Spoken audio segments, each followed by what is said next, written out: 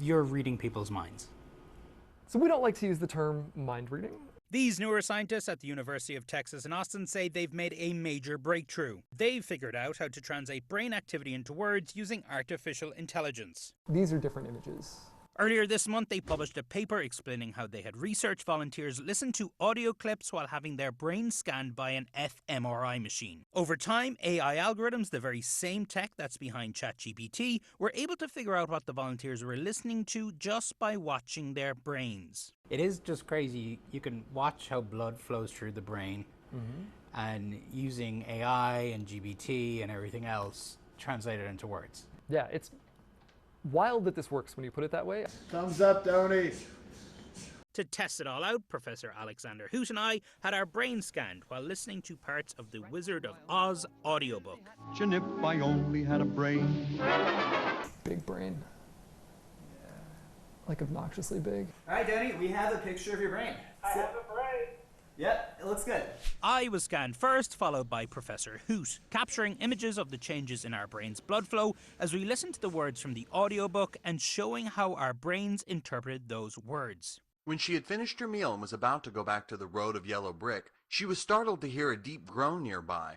You can see that we're getting recordings every 2 seconds while he's listening to a story. We will feed this data through our decoder and try to predict the story that he's currently listening to. The next morning, the results were in. Okay, so it's been 24 hours since we got our brain scanned.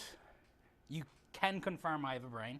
Absolutely. Brilliant. So we were able to decode some stuff from my brain, not so much from yours. So this is one from my brain. This is from The Wizard of Oz. So on the left side is the actual words that I heard. When she had finished her meal and was about to go back to the road of yellow brick, she was startled to hear a deep groan nearby. And the decoded version of this is on the right.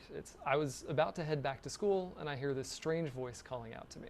So it gets some things right. So this was about to go back, was about to head back. It completely misses some things, like the road of yellow brick versus school. But then it gets this nice kind of example. So she hears something, and then instead of a deep groan nearby, it said a strange voice calling out to me. It means something related, even if it's not exactly the right words. Still pretty incredible to think that was about to head back as something that just by scanning your brain. Yeah. I think that's one of the things that's really surprising to us about this. It can get things like that. It can get these entire phrases of exact words. Okay, so here's this same segment for you. Now, so we expected mine not to be great. Because we haven't trained the model on you. The whole day I'd be fine, but she wanted me to make it to her place. First I got a little excited about it.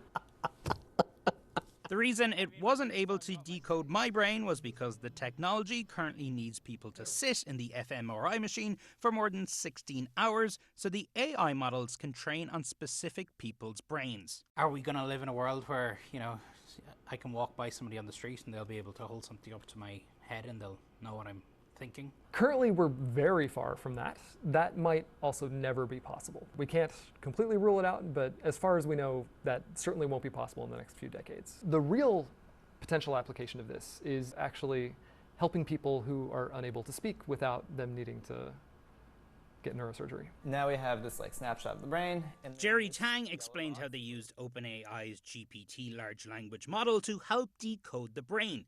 The GPT model is made up of millions of pages of text from the internet that the AI trains on and learns how sentences are constructed and how people talk and think. GPT basically made our predictions a lot better. But it doesn't just work listening to audio. Professor Hoot showed us what happened when he watched a movie with no sound while his brain was scanned. Watch as the technology is able to decode what his eyes are seeing. She then took my hand and held it to her lips. She kissed it. I smiled, and she pulled me in for a hug. I got her back for about hours. I had to stop the bleeding and gave her my shirt to put over it. It's pretty good. I don't know, it's a pretty good description of what was happening here. Wow. Should we be scared by the work people like you are doing?